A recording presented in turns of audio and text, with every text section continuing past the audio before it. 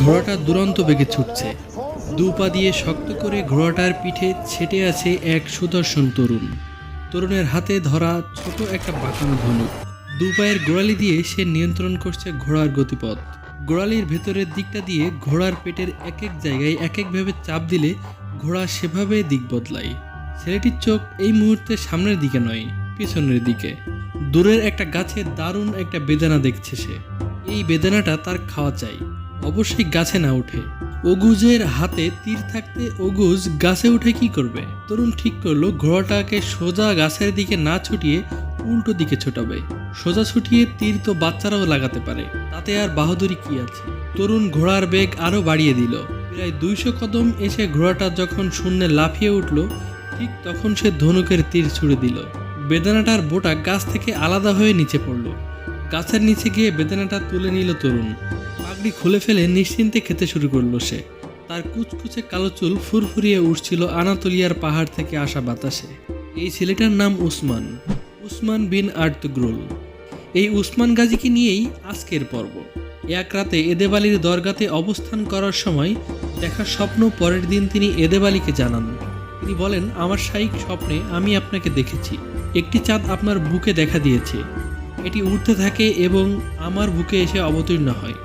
আমার নাভি থেকে একটি গাছ ওঠে, এটি বৃদ্ধি পায় এবং শাখা প্রশাখা এত বেশি হয় যে এর ছায়া পুরো পৃথিবীকে আবৃত করে ফেলে। এই স্বপ্নের অর্থ কি? এখানে এদেবালি হচ্ছেন ওসমান গাজীর শাইখ বা গুরু। ওসমান গাজী বিখ্যাত শাইখ এদেবালিকে শ্রদ্ধা করতেন এবং তার মতামতকে গুরুত্ব দিতেন।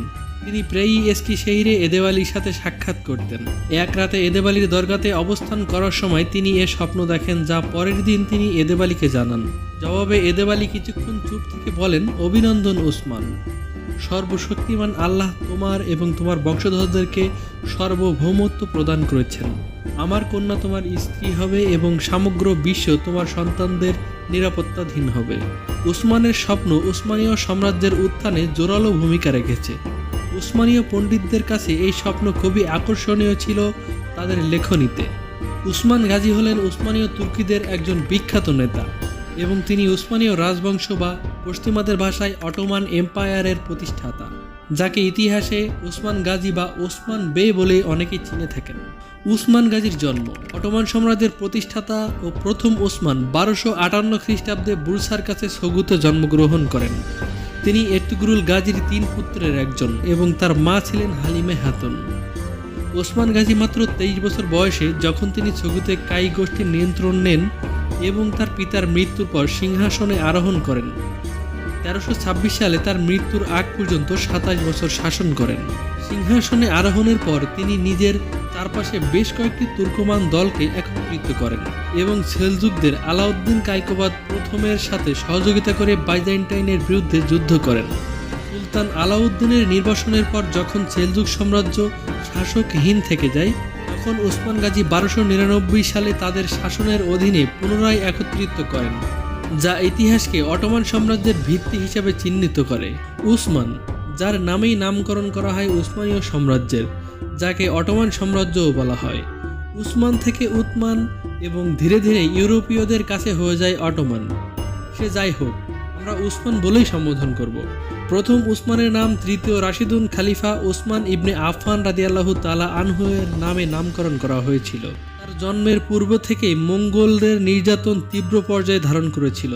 তারা বাচ্চা, বুড়ো, নারী কাউকেই ছাড় দিত না। যেখানেই যেত তা ধ্বংসস্তূপে পরিণত করত। অপরদিকে ছিল বাইজেন্টাইনরা। উসমান দুই দলের সাথেই বীরত্বের সাথে যুদ্ধ করেন এবং প্রতিষ্ঠা করেন সালতানাতে উসমানিয়া। উসমানের জীবনের অবিচ্ছেদ্য অংশ ছিল যুদ্ধ। তার বাবা এর্তুগরুল গাজীও পুরোটা জীবন জালিমের জুলুমের বিপক্ষে যুদ্ধ করে গেছেন, যার ফলে বালক বয়স থেকেই এক প্রকার দেয়ালে পিঠ লাগার কারণেই যুদ্ধ করতে হয় তাকে। তার শাসন আমলে তিনি প্রথমে মালহুন হাতুনকে বিয়ে করেন, যার থেকে তার একটি পুত্র ওরহান গাজী, যিনি পরবর্তীতে সুলতান হন। পরে তিনি বালা হাতুনকে বিয়ে করেন, যার থেকে আরেক পুত্র আলাউদ্দিন জন্মগ্রহণ করেন, যিনি বড় হয়ে সুলতান ওরহান গাজীর গ্র্যান্ড ভাইজার হন, অর্থাৎ প্রধান পরামর্শক হন।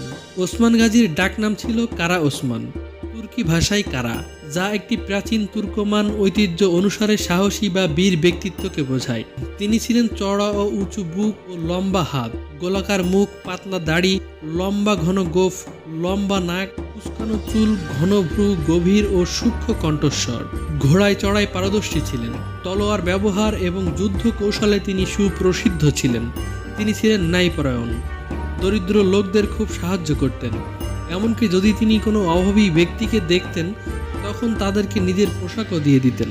সামরিক পদক্ষেপের পাশাপাশি ওসমান গাজী একটি নতুন সাম্রাজ্য গঠনের জন্য সমস্ত নতুন ব্যবস্থা প্রতিষ্ঠা করেন, যেমন সেলজুক আইনের উপর ভিত্তি করে নতুন আইন আনা, কর গ্রহণ, প্রথম উসমানীয় মুদ্রা আকছে তৈরি করা ইত্যাদি। উসমানের সময় ওসমানীয়দের রাজ্য আকারে ছোট ছিল এবং পরবর্তীতে তা বিশাল একটি সাম্রাজ্যে পরিণত হয়েছিল। 1922 সালে সালতানাতের বিলুপ্তির পূর্ব পর্যন্ত সাম্রাজ্য টিকে ছিল। 1299 সালের 17 জানুয়ারি উসমান রোম সাম্রাজ্য থেকে তার ক্ষুদ্র রাজ্যের স্বাধীনতা ঘোষণা করেন এবং কাই গোত্রের খান উপাধি ধারণ করেন।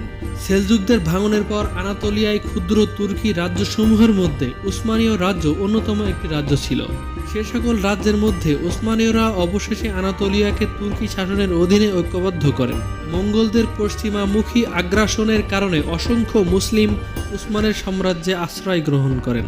বস্তুত সেলজুকদের কর্তৃত্ব ধ্বংস হয়ে যাওয়ার পর উসমানের প্রথম বাস্তব সামরিক বিজয় এসেছে। সে সময় তিনি এস্কিশেহির এবং কারাজাহিসার দুর্গ অধিকার করতে সক্ষম হন। এরপরে তিনি তার অঞ্চলের প্রথম গুরুত্বপূর্ণ শহর ইয়েনিশেহির অধিকার করেন এবং তা উসমানীয়দের রাজধানী হয়।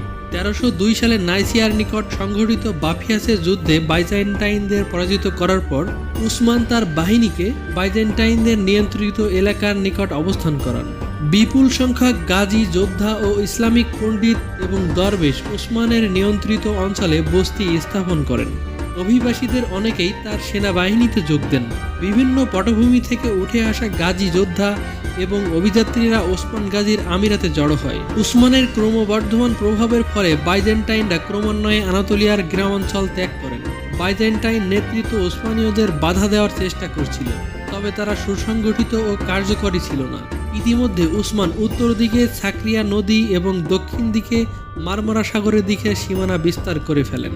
তাছাড়াও তার অনুসারীরা এজিয়ান সাগরের নিকটে বাইজেন্টাইন শহর ইফেসাস জয়ে অংশ নেয়, আর তার ফলে শেষ উপকূলীয় বাইজেন্টাইন শহর তার হস্তগত হয়। তবে সেই শহর আইদিনের আমিরের অধীন হয়েছিল। বুরসার বিরুদ্ধে উসমান তার শেষ অভিযান চালান।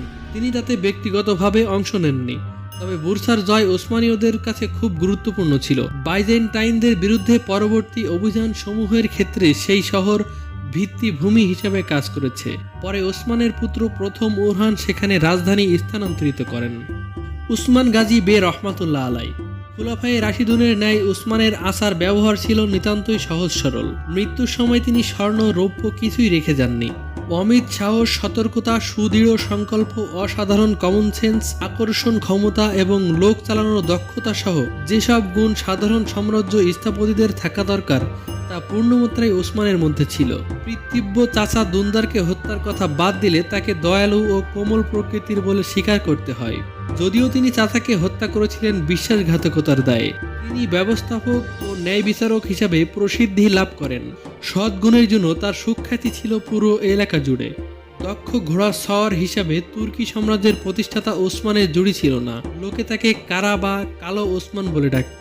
সর্বাধিক পুরুষোচিত সৌন্দর্যের অধিকারী ব্যক্তিত্বকে তুর্কিরা কারা বলে সম্বোধন করত। 1320 সালের পর তিনি অসুস্থ হয়ে পড়েন, তাই তার ছেলেরা যুদ্ধ চালিয়ে যায়। পরবর্তীতে বাইজেন্টাইনদের কাছ থেকে অনেক শহর দখল করে। তিনি ছগুতে 68 বছর বয়সে নিজ বাসভবনে মারা যান এবং তাকে বুরসায় সমাহিত করা হয়। সামগ্রিকভাবে ওসমান গাজীর সামরিক সাফল্য, কৌশলগত দক্ষতা এবং অটোমান সাম্রাজ্যের স্থায়ী উত্তরাধিকার ইতিহাসে একটি গুরুত্বপূর্ণ ঐতিহাসিক ব্যক্তিত্ব হিসাবে তার খ্যাতিতে অবদান রেখেছে। ইয়োফি এন্টারটেইনমেন্ট অফ ইসলাম চ্যানেলটি সাবস্ক্রাইব করে অবশ্যই পাশে থাকার অনুরোধ রইল। ধন্যবাদ ভিডিওটি শেষ পর্যন্ত দেখার জন্য। আল্লাহ হাফেজ।